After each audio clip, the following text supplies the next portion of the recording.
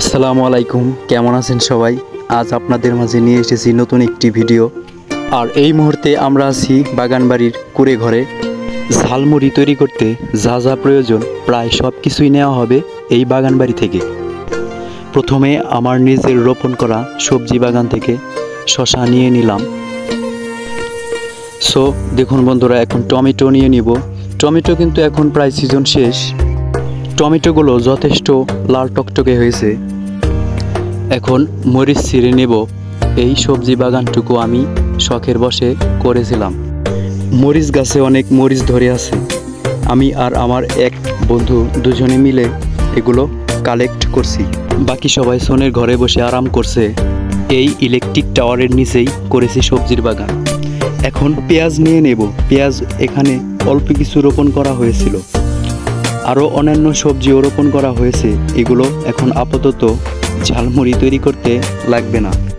সব কিছু নেওয়া হয়ে গেছে। এখন আমরা চলে যাব আমাদের সেই কাঙ্ক্ষিত কুঁড়ে ঘরে। এখানে আরেকটি জিনিস রয়েছে, ধনিয়া পাতা। ঝালমুড়িতে এটিও লাগবে সুগন্ধির জন্য। দেখেন বাকি সবাই কুঁড়ে ঘরে আরাম করছে, আর আমরা দুজনে এত কষ্ট করলাম। যাই হোক, এখন ঝালমুড়ি বানানোর পালা। পানি দিয়ে ভালো করে ধুয়ে নেওয়া হলো। এরপর পরিষ্কার পানি দিয়ে ধুয়ে নেওয়া হলো। এখন এগুলো একটি একটি করে ঝুড়ি ঝুড়ি করে কেটে নিতে হবে। ছোটোবেলা থেকেই ঝালমুড়ি খেতে আমি অনেক পছন্দ করি।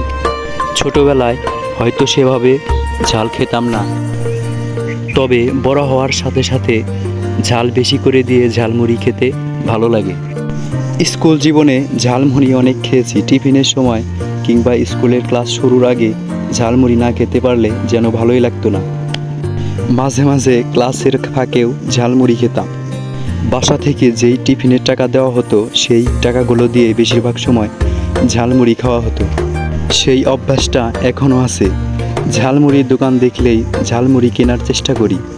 যখন আমি অফিস থেকে বাসায় ফিরি, রাস্তার মোড়ে মাঝে মাঝেই দেখি ঝালমুড়ির দোকান। মনে পড়ে যাচ্ছিল স্কুলের সেই মুহূর্তগুলো, আর এজন্য মনে চাইলো বন্ধুরা মিলে একসাথে ঝালমুড়ি খেলে অনেক ভালো লাগবে। একা একা ঝালমুড়ি খাওয়ার মাঝে কোনো আনন্দ পাই না।